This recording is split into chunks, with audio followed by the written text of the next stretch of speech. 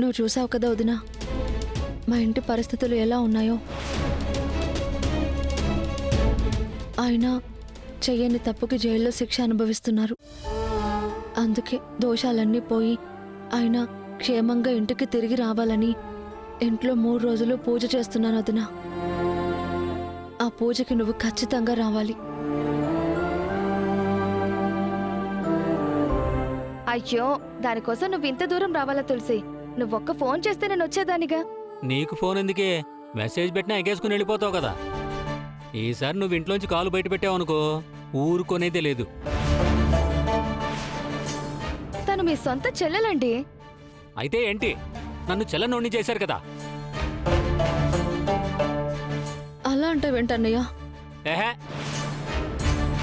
ఇప్పుడు ఇది నీ ఇంటికొచ్చి 3 రోజులు తీర్థప్రసాదాలు తింటూ ఎంజాయ్ చేస్తూ ఉంటే ఇక్కడ నా పరిస్థితి ఏంటి? నేను పస్తులు ఉండాలా? ఇప్పటికే చాలా చిక్కిపోయాను అంటున్నారు అందరూ. కావాలంటే నేను రోజు వచ్చి మీకోసం వండి పెట్టి వెళ్తానండి. అవసరం లేదు. అదేమన్నా సత్యనారాయణ స్వామి వ్రతం అనుకున్నావా నువ్వు వెళ్ళి కూర్చోడానికి? దానికున్న దరిద్రం కుజిదోషం పోవడానికి చేసుకుంటుంది.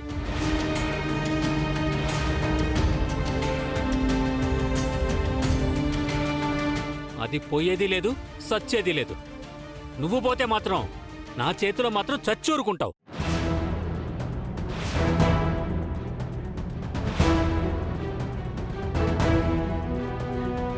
చెప్పింది విని సైలెంట్గా నోరు మూసుకొనుండు. లేదంటే నీకు ఆ పూజే మిగులుతుంది. పసుపు కుంకాలు మాత్రం పోతాయి. అన్నయ్య, ఏంటండి మీరు? నోటికేదొస్తే అదేనా? తులసి ఎంత బాధపడుతుందో కొంచెమైనా ఆలోచించరా? పర్లేదు వదినా, నేను వెళ్తాను.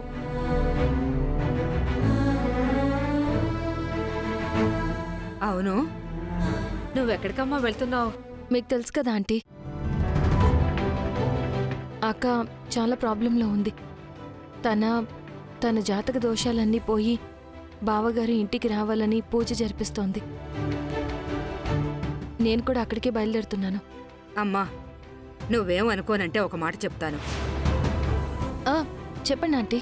ఏం లేదమ్మా, మీ అక్కకైతే కుజదోషం ఉంది. నువ్వు వెళ్ళి తనతో పాటు పూజలో కూర్చుంటే నీకు కూడా లేనిపోని కష్టాలొస్తాయి. ఏం మాట్లాడుతున్నారు మీరు? పూజలో కూర్చుంటే కష్టాలు రావడం ఏంటి? ఎవరు చెప్పారు మీకు అది? జాను పాపం పెద్దావిడ తనేదో చెప్తుందిగా. లేదు సార్, నేను ఇటువంటివన్నీ నమ్మను సార్. మా అక్క పూజకి నేను వెళ్లాల్సిందే. నీకు మీ అక్క అంటే ప్రేమ ఉండొచ్చు, కానీ మీరిప్పుడిప్పుడే సంతోషంగా ఉంటున్నారు. నేను మీ మంచి కోరి చెప్తున్నాను. ఆ తర్వాత మీ ఇష్టం.